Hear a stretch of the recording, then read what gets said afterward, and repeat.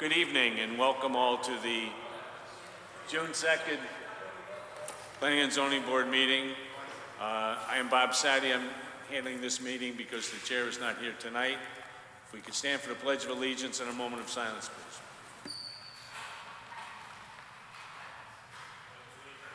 To the flag of the United States of America and to the republic for which it stands, one God, independent and indivisible. Justice for all.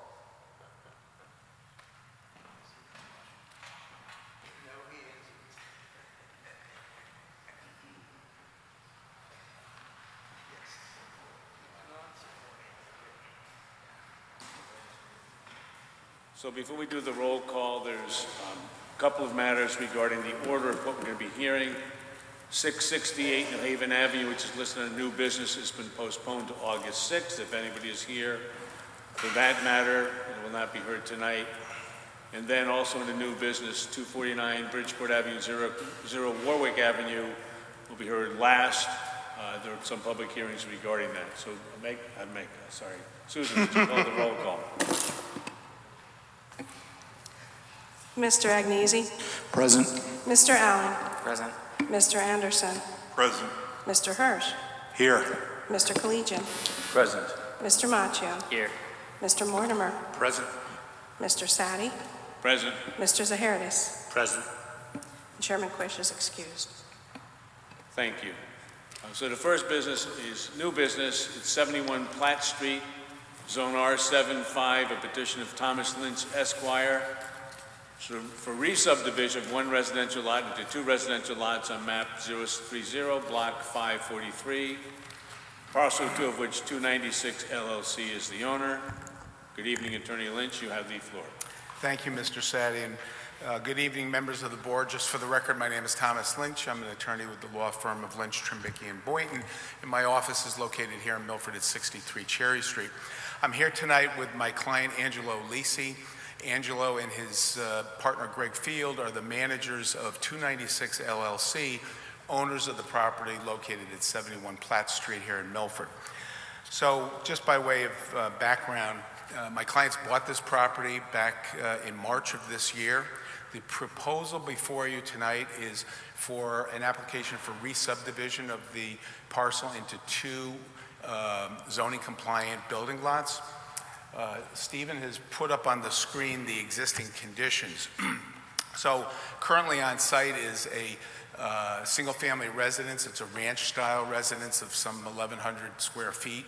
It was built in 1973, and the proposal is to demolish that house, and the plans as drawn by Codispoti and Associates, again, are on the screen. It's to take the existing parcel, which is some 29,000 square feet, and keep in mind this is located in an R75 zone where a minimum lot size of 7,500 square feet is required. So that what the engineers have done is drawn a line basically down the middle of the property. It's going to create two parcels, parcel A and parcel B, which each will consist of some 14,750 square feet. So the point that I want to stress right at the start here is in terms of density, not only of the lots conforming, but the resulting lots are actually almost double the size of the minimum lot size required in the R75 zone.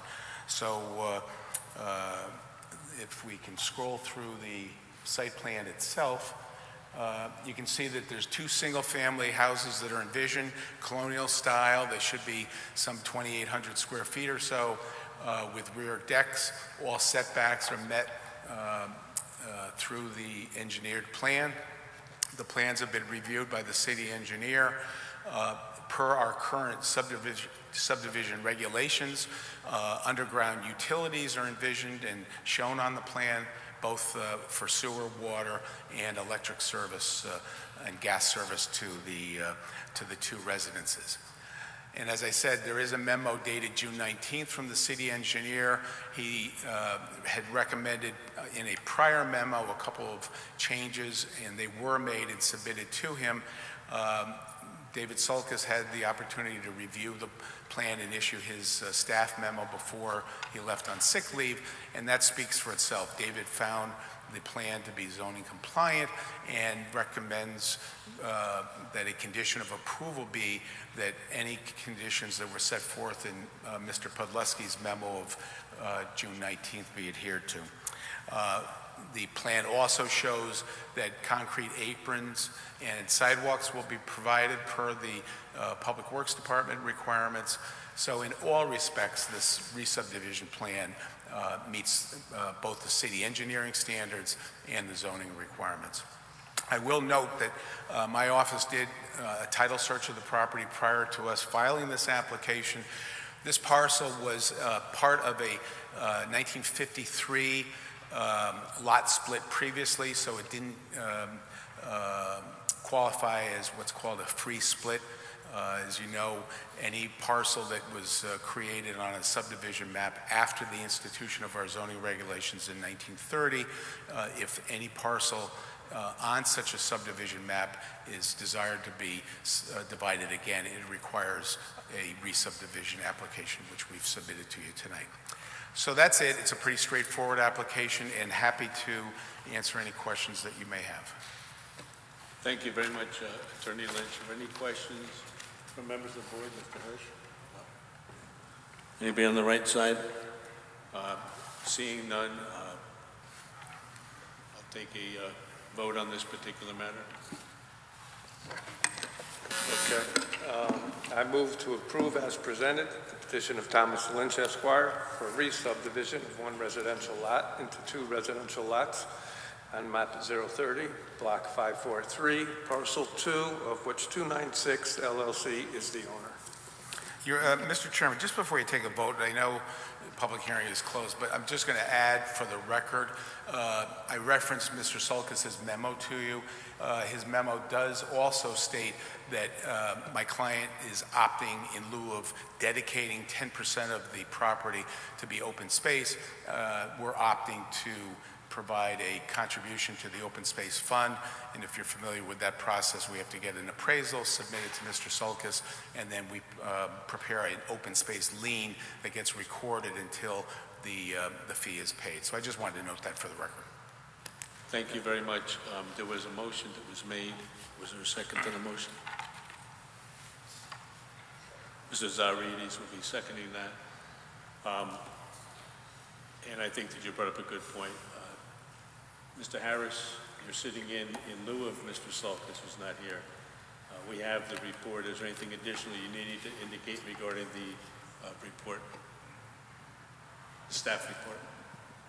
No, just looking through David's administrative summary, the applicant will be required to pay an open space fee.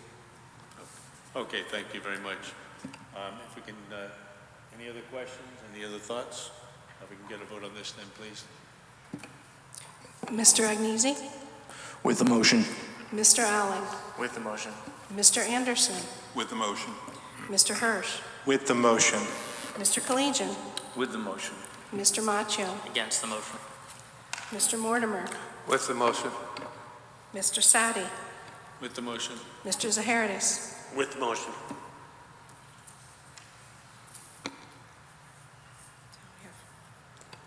So we have a total of 9 members voting, 8 in favor and 1 against? Yes.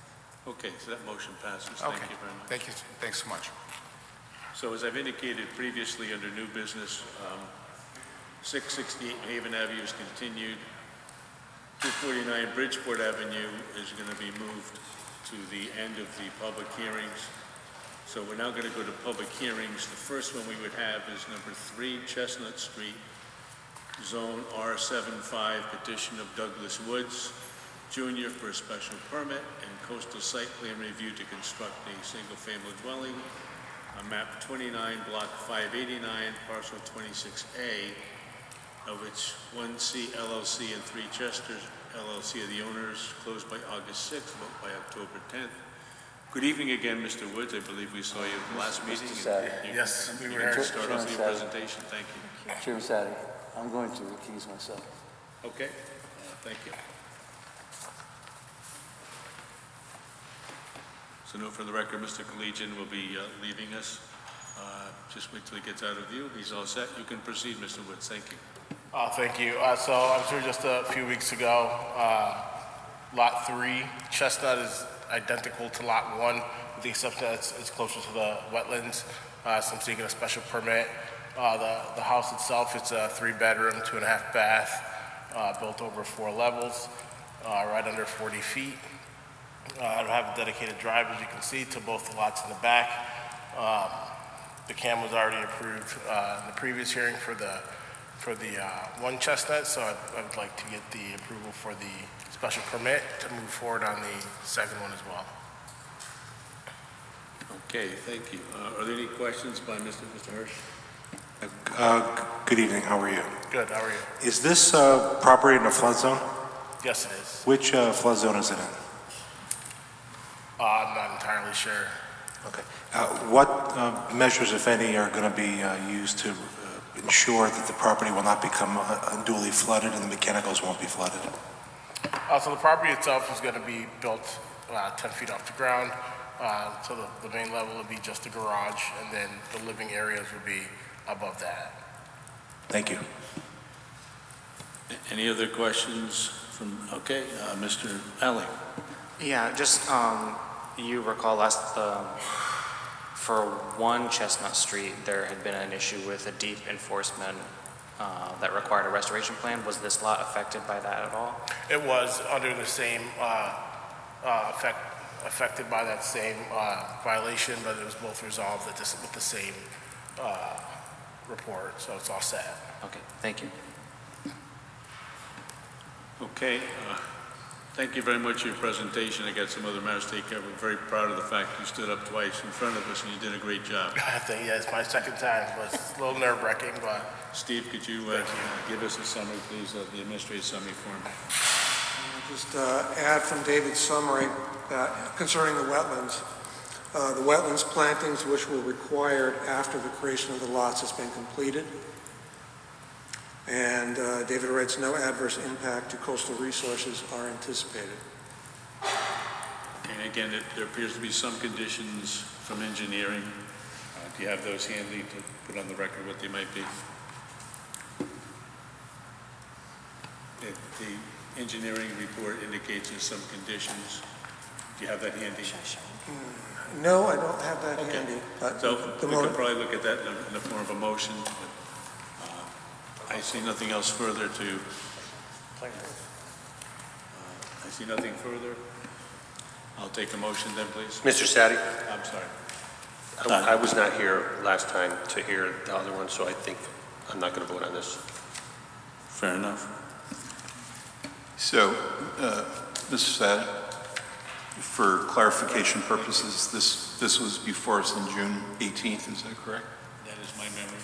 All right, so I was not present at that meeting, however, I have watched the tapes since. Okay, thank you for that information, and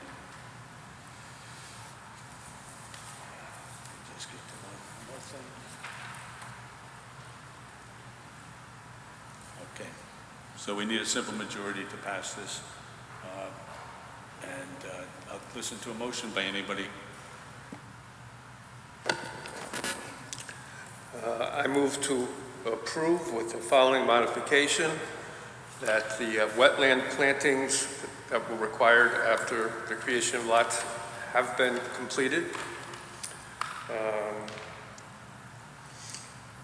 The petition of Douglas Woods Jr. for a coastal site plan review to construct a single-family dwelling on map 29, block 589, parcel 26A, of which 1C LLC and 3 Chester LLC are the owners. Before we get a second, Mr. Mortimer, would you consider that proposed conditions? Yes, I see Give it it now. to the engineer. I'd like to add the proposed conditions, provide the information requested and recommended in the city engineer's review letter dated 6/17/24, letters A through L to the city engineer's satisfaction. Thank you. We have a second now. A second. Thank you. Any further discussion on the matter? Seeing none, if you might take the roll call and recognize that Mr. Collegian is not present, so he will not be asked to vote, and Mrs. Arides indicated he's not going to be voting. Mr. Agnesi, With the motion. Mr. Allen, With the motion. Mr. Anderson, With the motion. Mr. Hirsch, With the motion. Mr. Machio, With the motion. Mr. Mortimer, With the motion. Mr. Sadi. With the motion, and So we this have, has more than 6 required to pass. yep, 7. So congratulations to you, and again, we want to thank you for doing such a great job. And Thank you didn't very look much. nervous at all, thank you. Thank you very much once again. Have a good holiday.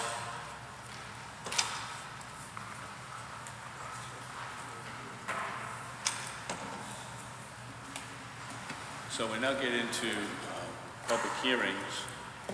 We did Chestnut Street, and we have proposed regulation change 24-2, petition of Metro Star Company LLC for a change to Milford zoning regulations, Article 3, Section 317.1.19.3, permitted uses, mixed use, to allow construction of a mixed-use development at MAP 01, Block 200, parcels 4 and 11, which Dennis P. Kokinas is the owner. We have somebody to speak on this particular application. Hello, Mr. Chairman. I'm Blake Smith, Director of Development for Metro Star Company, which is addressed at 41 Cherry Street here in Milford, Connecticut, and we're the applicant of the subject application here at 249 Bridgeport Avenue.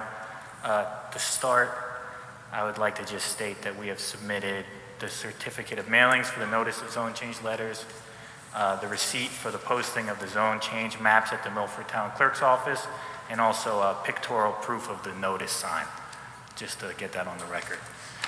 So we are seeking 3 approvals that all serve the final site plan approval here, which is for a mixed-use project, including residential apartments and 2 Mr. small Smith, if I commercial. could just interrupt you for a minute, and I appreciate your comment. Are you going to be addressing separately? So for example, first, right now, we're talking about the proposed regulation change 24-2. Do you intend to address each one separately? I was planning on addressing them one by one, but all at once, seeing how they're all instrumental to each other. Okay, and again, is that seem fair to the members of the board? Wonderful, that's great. So we got over that hurdle. Okay. It's a little The point is confusing. that 2 of the 3 are part of a public hearing, so we'll have to get comment on them, but we'll be So able I to was handle that. But planning thank you on very much. speaking on the text change and then the zone change and then the site plan finally, if that pleases the chairman. Fair enough, thank you. Sorry to interrupt you. No problem. So firstly, regarding the text change, it is our position that the current text of the CDD2 zone is overly restrictive to mixed-use development, but not by design, but by clerical error. The CDD2 regulations on page 3-101 and section 317.19, the section on mixed-use dwellings, states under subsection 3, the number of bedrooms per building shall not exceed a total of 6. This seems straightforward and simple until you compare them to the MCDD regulations, section 321.18. Also the section regarding mixed-use dwellings. Subsection 3 states, the number of bedrooms per building shall not exceed a total of 6 without an approved site plan in accordance with Article, that's 7. We believe the original intent of the regulations was to have these sections be identical, as the zones serve identical purposes. They are both downtown mixed-use, high-density zones with an abundance of very small lots.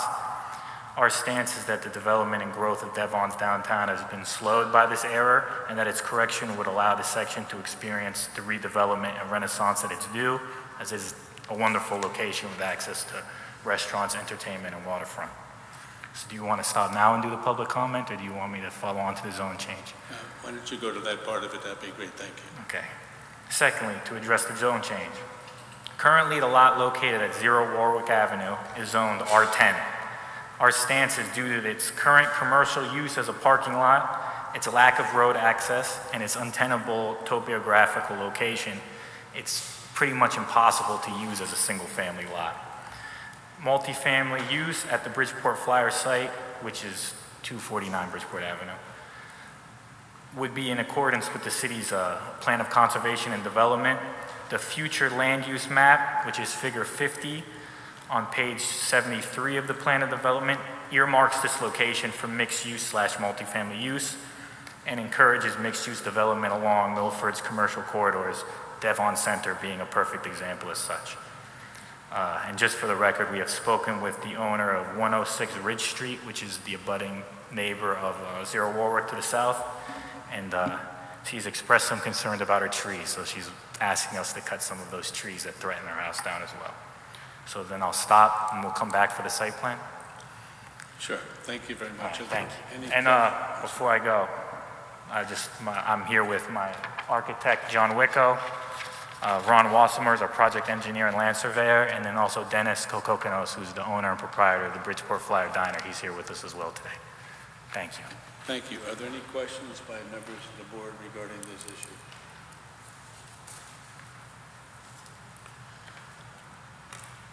I have some questions.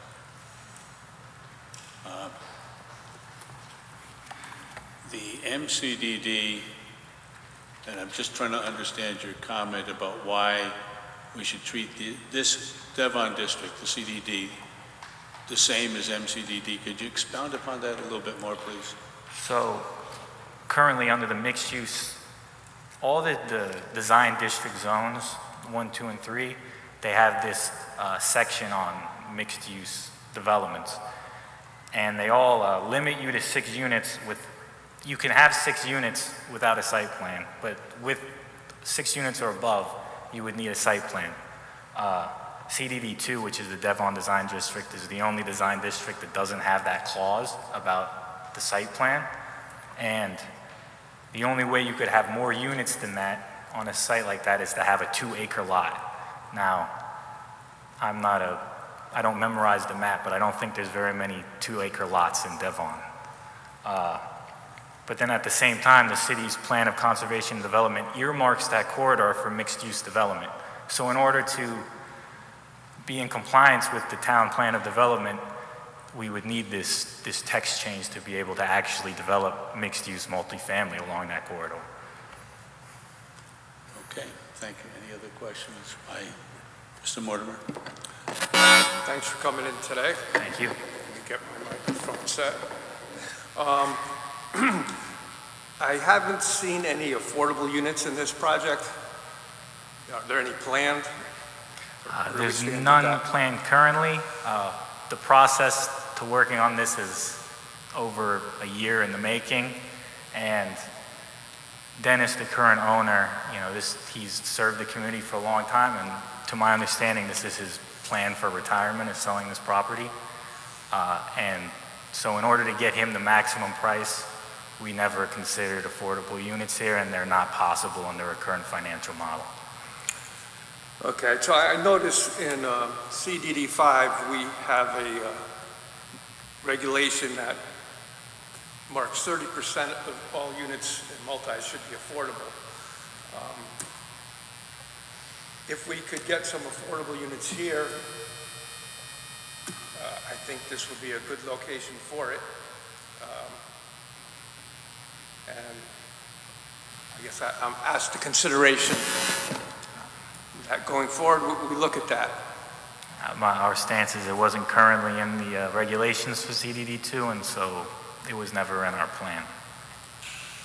But we can consider it. Okay. I just want to bring up the topic, and we can talk more about it as we go. All right. Thank you. Stephen, if you can give us the administrative summary that was prepared by David. I understand he's not here today. Let's talk about the first one, which is the regulation change 24-2. And after giving that, I do have a follow-up question regarding and then Mr. Mortimer brought up that CDD5 has a somewhat different description. Okay, so briefly, the MCDD and the CDD2 regulations concerning these types of projects are identical, with the exception that in the MCDD, you're allowed to have more than 6 bedrooms with site plan approval, but in the CDD2, you're out of luck. You'd have to ask for a variance. That appears to have been a scrivener's error or an oversight back in 2004 when these regulations were extensively revised. In our opinion, the CDD2 was more heavily developed in the MCDD, so why the bedroom should be capped at 6 in a more built-up area than the downtown doesn't make a lot of sense to us. So as far as, if you have a question about affordability? Yes, Well, you can encourage anybody to develop affordable housing. yes, we do encourage, and however, in CDD5 it is codified, so that was my point. I'm sorry, I didn't hear that. In CDD5 it is codified that 30% of all multis have to be affordable. So that's in the regulations, and that was my point. Well, the board can write this regulation any way they want.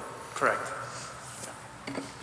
If I may, Mr. Sadi, Yes, Mr. Collegian. the board can do whatever they want, and that's great. And I'm not going to get bogged down with this affordable crap tonight. We have an applicant that comes before us, and he's done every single thing that we asked him to do according to today's laws, today's rules.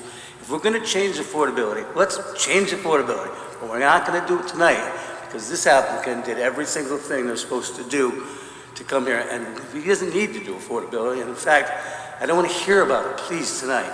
We can encourage all we want, but we can't deny people that do everything they're supposed to do and come in here with an application that should be approved and then try to, at the last minute, throw a change out. That's not fair, it's not legal, it's arbitrary and capricious by definition.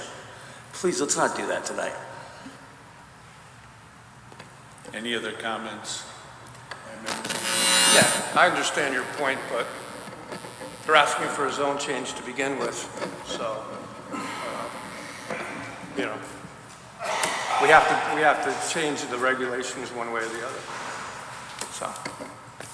Okay, anybody else at this point have any other comments to make? So, we've received the applicant's comments, we received the administrative summary form report, and Steve, I think we did the reg change 24-2, and I don't think you addressed the zone map change yet, right? We're just dealing with the reg change. Oh, I briefly addressed the zone change, yes, but I can, And I think that the members agreed we'd go through these two together. Would you just give the summary on the map change, please, Mr. Harris? Sure.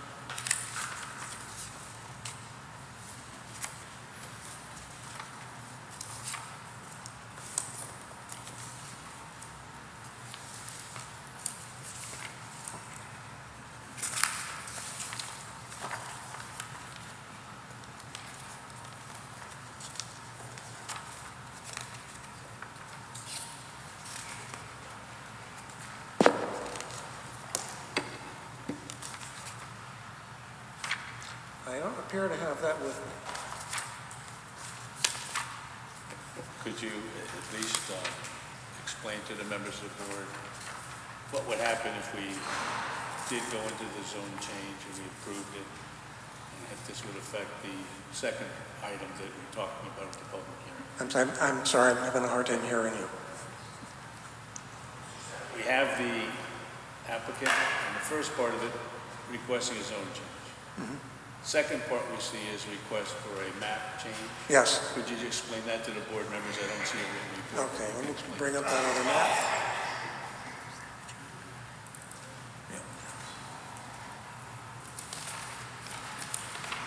So currently, if you look at the screen, get it a little closer.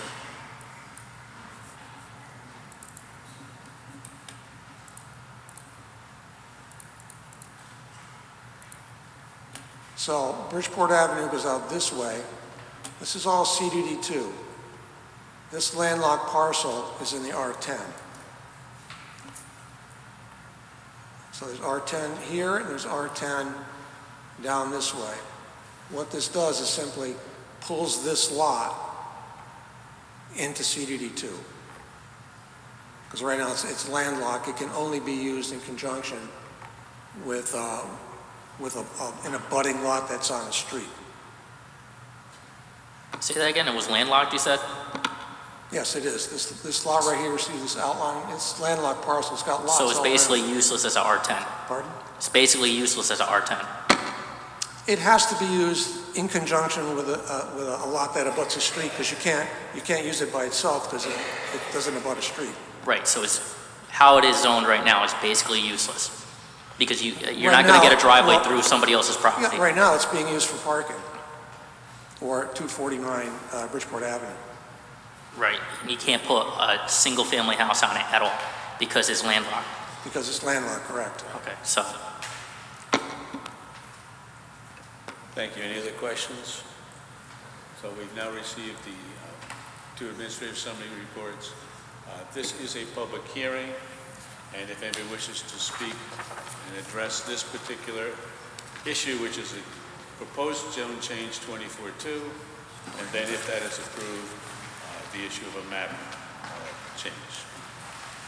If you could, just address the board, give us your name, address, and... Can I speak? My name is Robert Sofer. I'm a resident of Devon. Would you need to get your address, please. I don't fully understand everything that's going on, forgive me. Okay?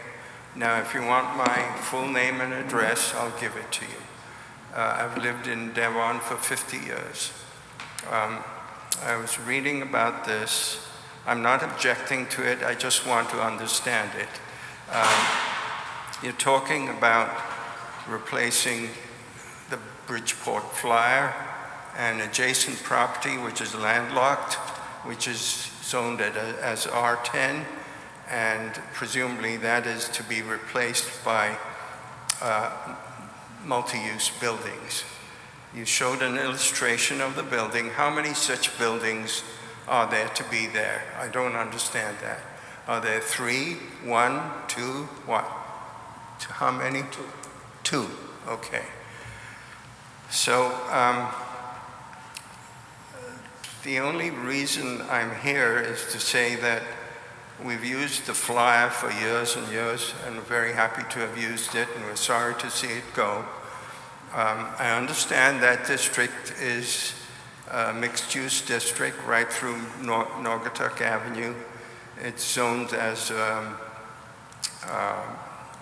mixed-use district, CD, whatever it is, CDD. And we see many kinds of businesses and multi-use properties there. So I'm not objecting to any of that. I just feel that the density of these types of properties is increasing the number of people living in our area, and that's a concern. I noticed that the former mayor, Blake, at one point was trying to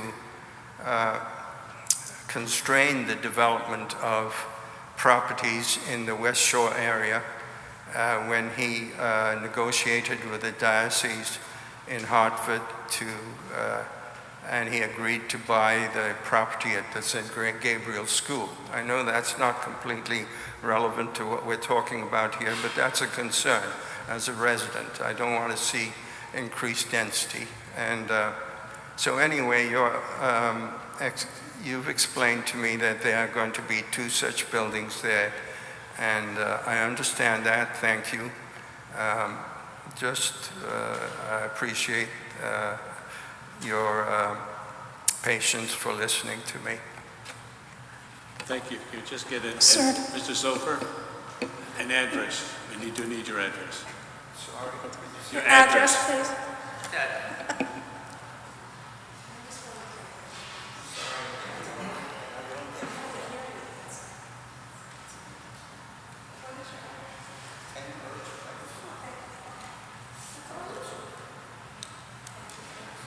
Thank you. Does anybody else wish to speak on this particular matter?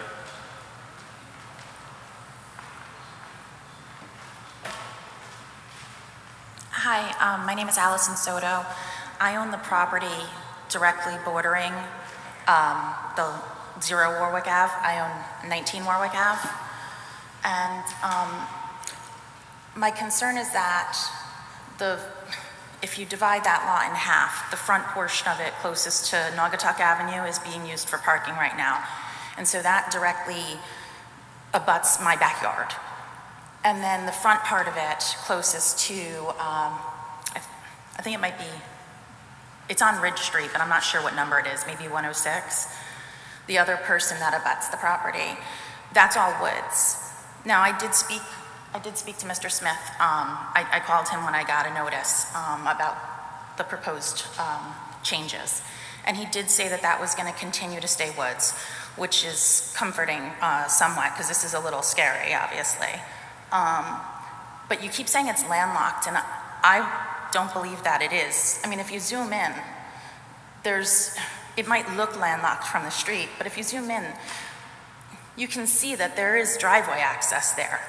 So my concern is that if you make the change to the zone that it's in, even if he doesn't do something today, what's to stop him from putting up whatever's allowed on Naugatuck Avenue right next to my house in 2 years? Is there a way to zone change a portion of the property? Like, is there a way to keep that area residential? Because I don't want to live next to a bar, you know, like right next door, you know? And I don't want a driveway to be put right next to my property for commercial comings and goings, depending on how late it's open, all hours of the night. You know, it's a very tight residential street, so it wouldn't support that. It's very concerning, because I don't know what this zone change means down the road. So I think there kind of needs to be something about that in this plan. But that's my concern. Also, I believe that only a few of us were given notices of this, because I did try to talk to a couple other neighbors that live across from me. Their addresses are on Ridge Street and Fairview because they face those streets, but their properties are right, like one of them's right across from the lot. And they said that they didn't receive notices. I gave them a copy of the one I got, but unfortunately they're both nurses and they weren't able to come tonight. So I kind of feel like not everybody in the immediate neighborhood in the back there was notified, and if there was a sign, it must be on the front of the property. It wasn't on the 0 Warwick property, it was on the Bridgeport Avenue property. So I just kind of feel like everybody should kind of know what's going on. Thank you. Thank you very much. Anybody else wish to speak regarding these proposals? My name is Charles Montalbano. I live at 30 Revere Place. And just a note of housekeeping, we need to upgrade the acoustics here. We can't hear a thing that's going on. I'm going to have to go back and look at the MGAT to understand what you said. However, I just came to remind that a few years ago, Milford entered into an affordable housing plan. It was mandated by the state, and we designated several areas. I was on the committee, designated several areas that were deemed appropriate for affordable housing. And I printed off the one thing. Now, you guys may not be able to see this, but, you know, serves you right, because I can't hear you. So this is Naugatuck and Bridgeport Avenue, and it is designated as a part of affordable housing. This is where 249 Bridgeport Avenue is. So I just want to remind the board that, as was brought up this evening, that affordable housing is a big part of what we're trying to accomplish here in Milford, and these places have been designated as areas where we should be building affordable housing. So, you know, when we talk to a developer and we're told, well, it's not economically feasible, well, yeah, it's not economically feasible perhaps within the profit structure that they're looking for, but it may be economically feasible if they think outside the box a little bit. And this is very important. So appreciate your time. Thank you. Does anybody else wish to speak regarding this matter? Because we did hear Mr. Montalbano, we did see him. Good evening, I'm Michelle Devlin. I live at 65 Linwood Street here in Milford. Grew up in Milford my whole life with short stints elsewhere before coming back like we all do.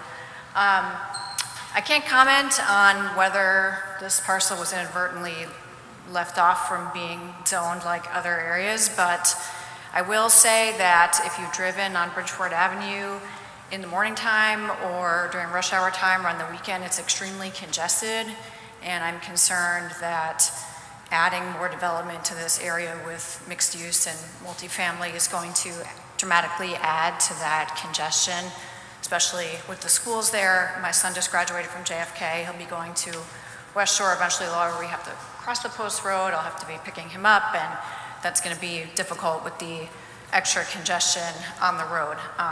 Similarly, I'm concerned with the extra burden on schools in the area. Classes are already large in the area. My son had 20 people in his class last year.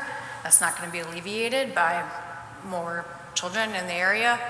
And I'm also concerned that with the injection of people who may want to be in this housing, then eventually buy homes in Milford, it's very difficult for, anecdotally, people in their 20s, 30s right now in my family to be buying homes, and the injection of more potential buyers who might eventually want single-family homes at Milford. I don't think this is going to do them any favors. Thanks. Thank you very much. Does anybody wish to speak on this matter?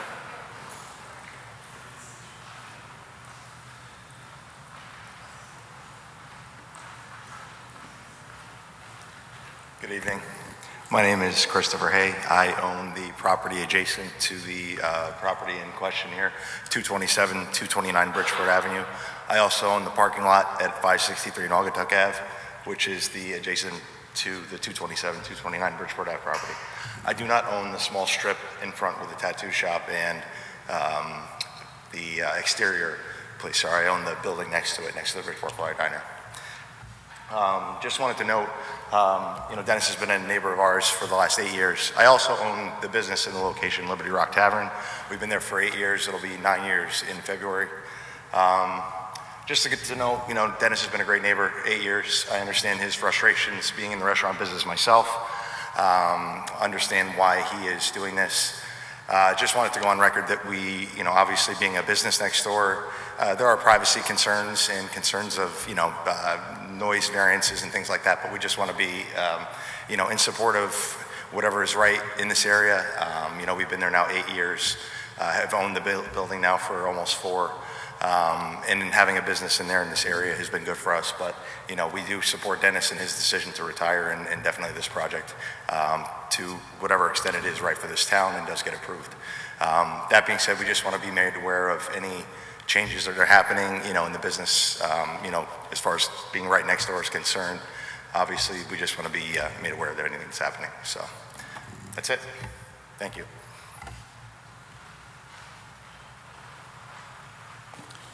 Anybody else want to come up and speak?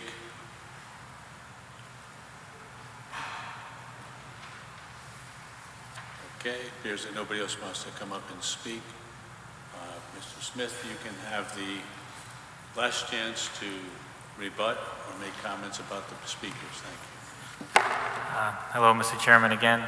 So there's a few things I would like to address here. Firstly, as far as mailing out notices, as I stated in the beginning of my preamble there, the list of mailing receipts to all the neighboring abutters within 200 feet are submitted to record, so it's a matter of reviewing those to ensure that everyone due notice was delivered notice.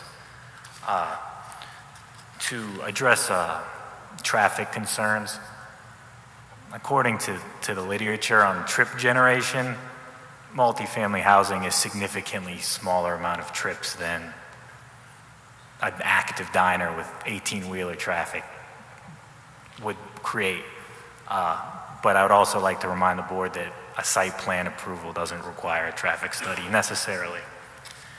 And finally, my engineer, Ron Wassemer, here would like to address the comments about the feasibility to build a single-family home on 0 Warwick Avenue. Thank you.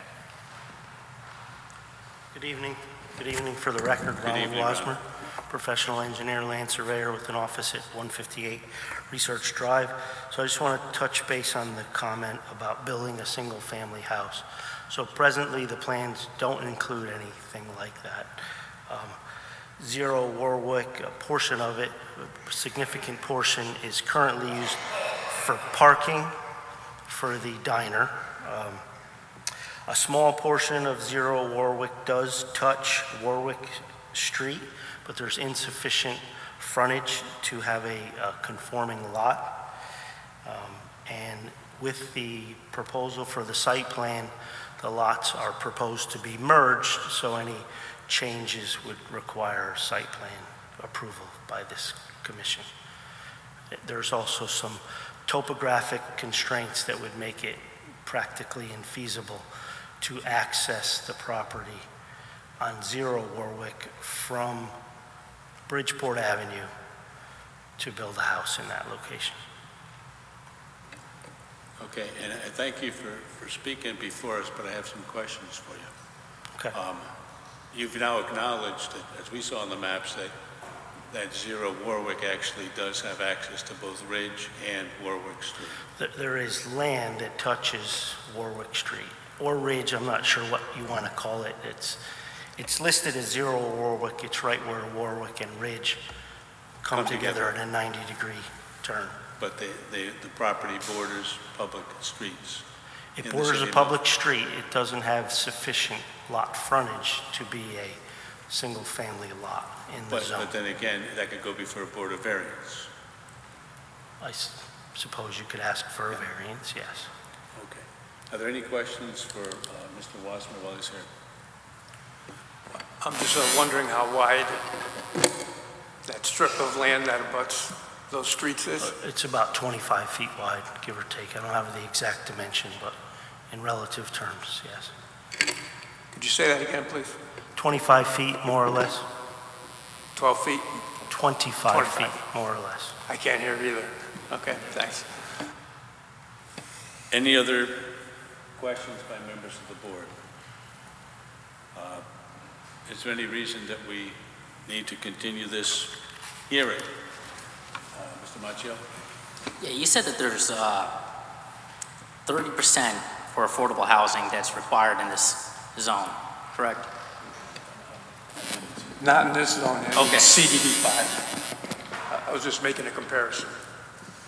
Okay, so I don't understand why you're upset about people trying to build something that you say there's affordable housing. I mean, listen, I'm asking a question. If you brought 30% up, you must have had a reason to bring 30% up. Right, but this is not the place we have a discussion concerning. When is it the place to have the discussion? If we want to have a motion, we can talk about that. A motion for what? For...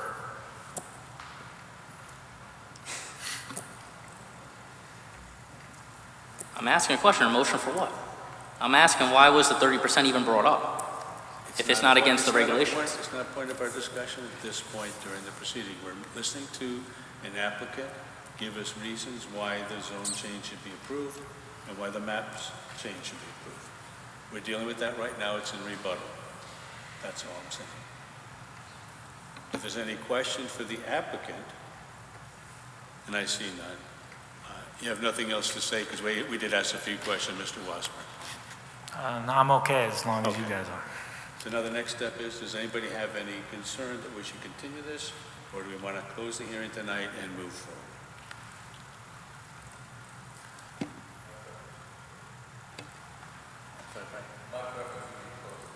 So, Mr. Collegian, anybody have a concern about closing it tonight? I do have a concern about closing it tonight. I think we should discuss this matter further about the zone change.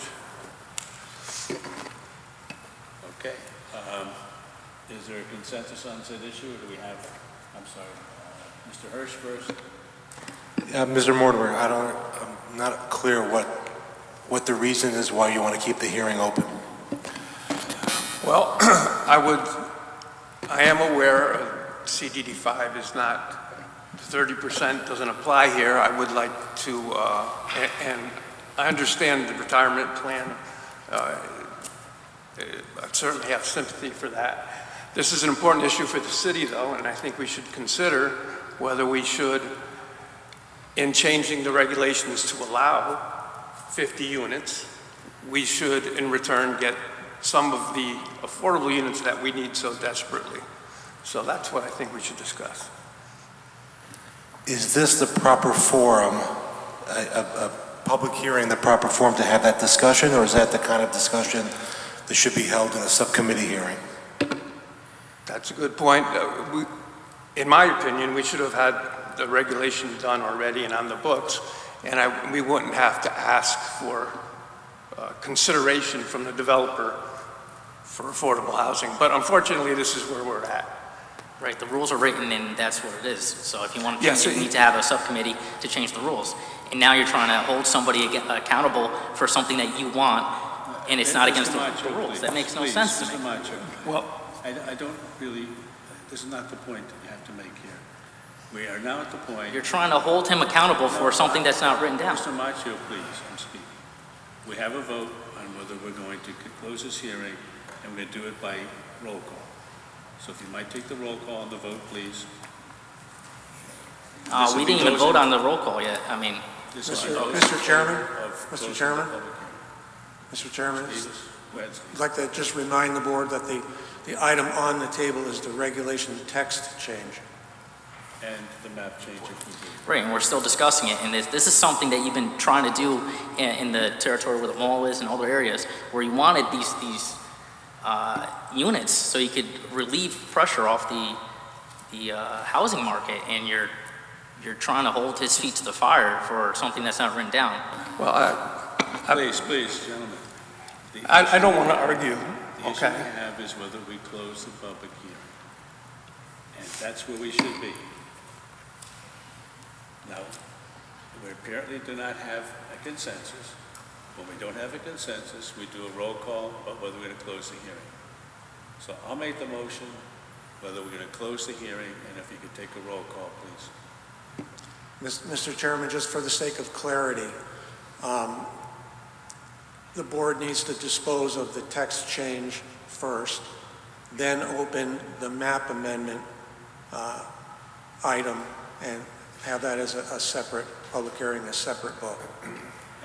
I would agree with you initially, but I think at the beginning of this, there was a consensus by the board that we hear both of these together as one public hearing.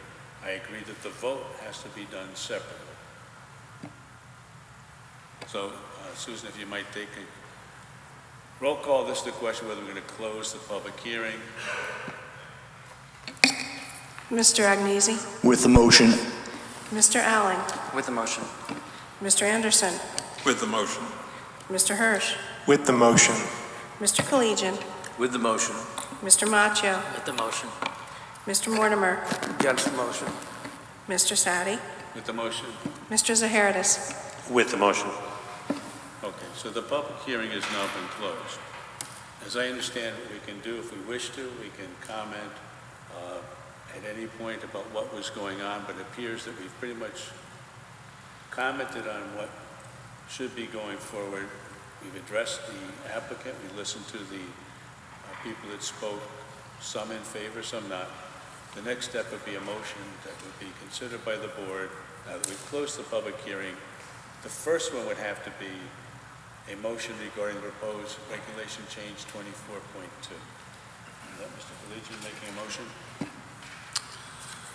I move to approve as presented the following the petition of Metro Star Company, LLC, for a change to Milford zoning regulations, Article 3, Section 3.17.1.19, Number 3, permitted uses - mixed use, to allow construction of a mixed-use development at MAP 1, Block 200, parcels 4 and 11, of which Dennis Kakinas is the owner, effective date being July 26, 2024.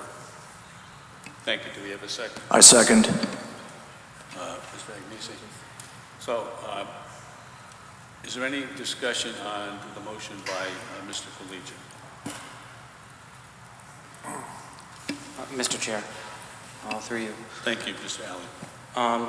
I feel there's been some confusion among the board because we've got three different things, but because this is a regulation change proposed, my understanding is that the board is not under any kind of legal obligation to approve the application for a regulation change. My opinion is that if we're going to be changing, because what this would accomplish is changing the regulations in this zone to allow multifamily housing of more than 6 units. That's the practical implication. I don't feel we should do that without an inclusionary housing component, without an affordable housing component. And for that reason, I am going to be voting against the motion. Thank you, Mr. Allen. Anybody else wish to comment?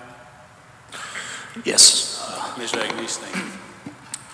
What this will do is it will increase the overall inventory of housing stock in Milford. If this board is serious about relieving pressure on the price side, this is how you do it. You build more housing stock. I will be voting in favor. Thank you. Anybody in my... Right, same thing. 830G is just a program. If you want to have supply, then you build supply. That's it. Yeah, I mean, it's a regulation change in an area that we've agreed on in different times throughout the 6 months I've been here, that we need to do it on main road areas so we can have relief on the market. I'm 29 years old. Everybody in my generation can't afford a house. This is a unit that you could afford or relieve pressure off of other houses or other rentals and be able to live in Milford. Just because it's not 830G that we have a problem with it. Who cares if it's 830G? It's going to bring everything down in Milford. Okay. I have a couple of comments to make. Yeah, Mr. Chair, sorry. Mr. Chair, sorry, I know Mr. Allen, the yeah. acoustics are not so good.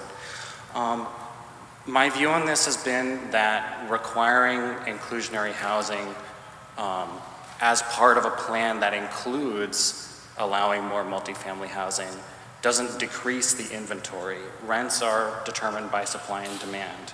If 10% of units within a building are required to be affordable, that doesn't decrease the overall inventory in our city. When the Milford Mall proposed their regulation change for 750. That's exactly what I'm saying. Units equals lower prices. But my point is saying... I have to stop you. Please do not interrupt. You interrupt me all the time. Get out of here, dude. Go on. I'm not going to interrupt you. No, not you. I'm saying the chair and the Senate. So I agree that we need policies that will allow projects to be built that increase our inventory. Requiring a certain percentage to be deeply affordable or affordable under 830G or similar regulations doesn't decrease the overall inventory and therefore isn't going to increase rent pressure on the broader community. People, by the way, people who apply for units that are affordable under 830G are part of the same housing market. They are also part of the community looking for housing. So I'm suggesting that we try to meet everyone's needs here. And I don't think that we should approve a project like this or a regulation change that would allow this kind of unit, this kind of building to be built in this particular zone without inclusionary zoning. Someone that lives in 830G can look at this property and say, I can now afford it. I couldn't afford it 5 years ago, but I live in an 830G property. I can now sell this property to another 830G person. How does that now open up housing? You said it already. More supply means there's going to be less pressure on the market, which is what I agreed on. Just because you're pressing an 830G issue on something that we don't even have written down, more units, supply and demand. There's more supply, you're going to have the pressure in the market come down. I'll let Brian go first. Excuse me, I'd just like to point out, if we don't change the regulations, the only thing that can be built on that property are two family houses. So. Correct, so why don't you just change it and let him build the units that you want, that you've been arguing for the last 6 months I've been here. Because the regulation change doesn't just apply to this lot. It applies applies to the only zone. to the main So- roads, yes. By changing the regulation tonight, we're determining what the regulations say are permitted in this zone. On the main roads, which is what we've been trying to do, correct. Right. I'm saying that in this zone, if we're gonna have a 50-unit apartment building, a certain percentage of them should be affordable. That should be written into the regulations. If we approve this Okay, regulation but it's change not right tonight, now. then we lose that ability. I mean, we can go back and change them later, but we would lose that opportunity, is what I'm saying. So if we're not going to change any regulations here, let's let them build the two-family houses. That make you Sir, happy? please. That's not what I Mr. said. Anderson, I believe, has raised his hand. We've not heard from him tonight. Thank you, Mr. Chairman. I love the flyer, and I'd love to see you benefit through this project. But I have real concerns about putting 50 units of housing there. And I have real concerns about the deleterious effect that it would have on existing housing in the area, quite frankly. I have a prediction. Knowing this developer as I do, this will be the driver of prices in Devon. Watch it happen were this to be approved. So, as has been stated, I will vote against this change. If I may speak. No, sir, it's just the word right now. We're done with the public hearing. I appreciate your being here, but we're discussing my father. The hearing My is father closed. spoke earlier. His name is Robert Sofer. He gave me his It's address. the hearing's closed. Mr. Sadi, hearing's closed. I understand that. The hearing is closed. We cannot. Are you making this decision tonight, or will there be another hearing to No, make the a hearing final is- decision? The hearing is going to be made tonight, but please, would you sit down? We're talking amongst ourselves. Thank you very much. I think, okay, now I get a chance to speak. Brian Collegian, I agree fully with many of your thoughts, and I've always appreciated the help, but I do differ on certain things. I have a concern about granting this one particular, I haven't decided in my mind, but I have concerns about changing this zone.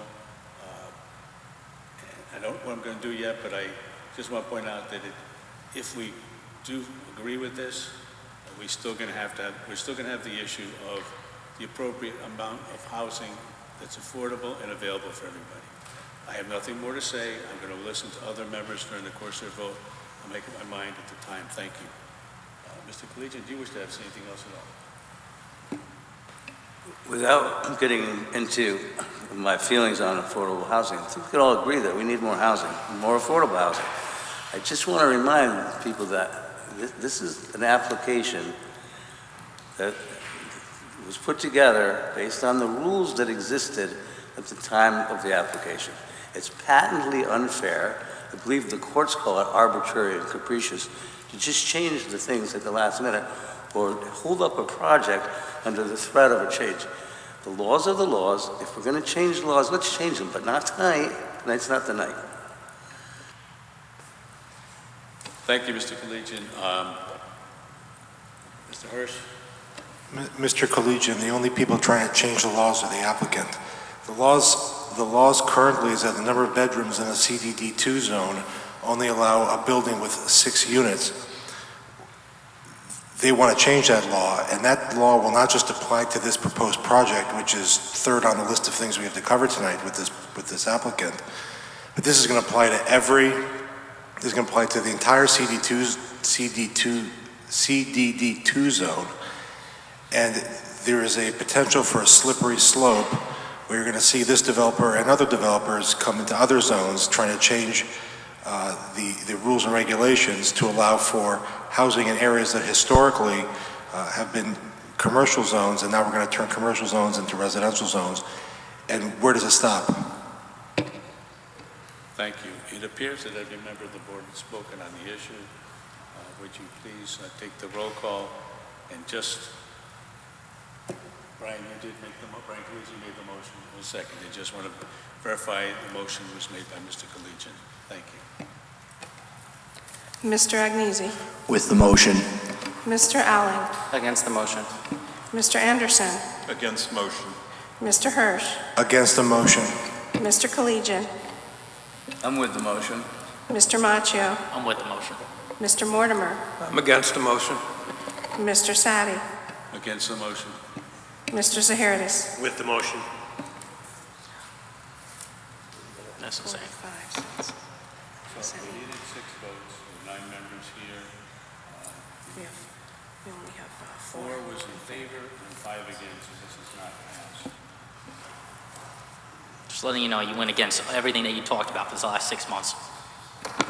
Mr. Harris, again, with your assistance in reference to the changing of the map because of the negative vote, the failure to pass the first one, we would not take any action on the map change?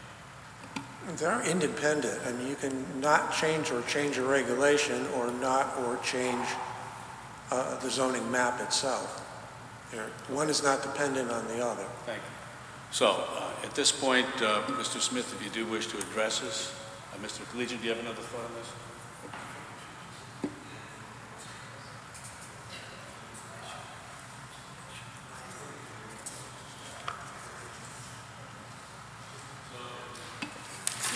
I agree with Mr. Harris, but it makes sense that we make a motion to approve that map change and we have a vote on it. We've already made our votes, so Mr. Collegian will make a motion. I move to approve as presented the petition of Metro Star Company LLC for a zone map change from R10 to CDD2 for the property at 0 Warwick Ave to construct a mixed-use development at map 19, block 200, parcels 4 and 11, of which Dennis P. Kakinos is the owner. Do we have a second? I'll second. Thank you. Any further discussion? Yeah, if you approve this and you don't approve the zone change, it's because you have something against him, not against the idea of units. Just letting you know. Because if you approve this zone and it becomes a CDD2 zone and another developer comes in and does something, it's because you have something against Metro Star and you don't have the interest of Milford people, my age, to get into affordable housing. Anybody else? Mr. Hirsch? If we approve this map change to make it a CDD2 zone, what are the ramifications of doing that vis-a-vis future development of this property or these properties? Correct. We go through myself to Mr. Harris, if you can give us an explanation, if you can. I'm sorry, I didn't hear that. Mr. Hirsch's. I can have the court reporter read it back.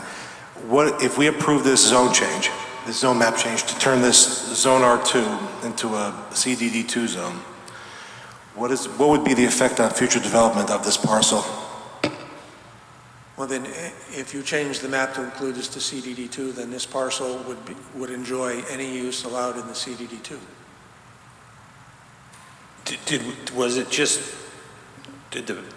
Didn't it just fail, though? That did not fail. The regulation changed. This is a zone map change. It's different. We're past that. I know. That first problem. This is about changing the map. To something that has failed. No, to it. Correct. Not exactly. 100%. What'll happen is. I'm just trying to understand. Yeah, what I'm trying to explain is that you'll change the zone, the parcel that's currently an R10 zone, that parcel will now be a CD2 parcel. So the use on that parcel will be use that is in compliance or that goes with the CDD2 zone as set forth in our regulations. The question is what that is, I don't know. Through you, Mr. Chair, CDD2 allows commercial use, not just multifamily housing. So I think that the question that Mr. Hirsch asked is important. It's not the case that voting against the regulation means we shouldn't vote for the zone change. It might make sense to allow commercial use on this property, which, as the applicant pointed out, it would be difficult to have single-family homes on. That's all I have to say. Thank you. Mr. Agnesi? Seems to me the whole matter has been mooted by voting down the initial motion. The applicant is no longer going to be able to construct what they are now proposing because we have voted that down. I'm not sure I see the need for the rezoning of this at this point. Right now, it's an R10. Change it to CDD2. Then you're stuck with the CDD2 that says the number of bedrooms shall not exceed 6 units. That's why it came in earlier with the zone change, because he wanted to change that. But you can change the map, make it CDD2, and he's stuck with the 6 bedrooms. He would still need his zone change to do what he wants. 100%, but, if you're voting, I can't, if you vote one down, you gotta vote the other one down. Doesn't even make sense. Now you're gonna give developers. Comment briefly. Sorry, Mr. Smith. We're prepared to go through with the zone change regardless, if it pleases the board. Excuse me, the public hearing is closed. We're discussing whether or not you want to vote. No. So at this point, we're gonna take, there's a motion made, a proper second. Let's take a roll call on that vote, please. Mr. Agnesi? With the motion. Mr. Allen? Against the motion. Mr. Anderson? Against the motion. Mr. Hirsch? Against the motion. Mr. Collegian? I'm with the motion. Mr. Machio? With the motion. Mr. Mortimer? I'm against the motion. Mr. Savi? Against the motion? Mr. Zaharidis? With the motion. So we still have the same. We have the same vote, 6 members required to pass. So it fails. Now, in reference, if we can get some guidance from Mr. Harris on the item number 2, which was under new business, 249 Bridgeport Avenue. That you suggest that was the order we go, but is this matter now moot? Yeah, The that- 2 previous actions? Yeah, that item is now moot. And does the applicant agree that that would be the appropriate view of this? Okay. Because there's not been a zone change, your site plan, and you're going to withdraw this at this time? Thank you very much, Mr. Smith. So we do have other matters on the agenda. Let me just get that. We have no old business, no liaison report for myself. I'm not aware of any subcommittee reports. We have approval of minutes. I move to approve the minutes. Second. Anybody that is abstaining? Okay, can we approve these by voice vote? We agree? Minutes are approved, okay. There's no chair's report, staff report. Stephen, is there nothing from the staff report? Motion for adjournment? Thank you, we're adjourned, thank you. It's now 8:13.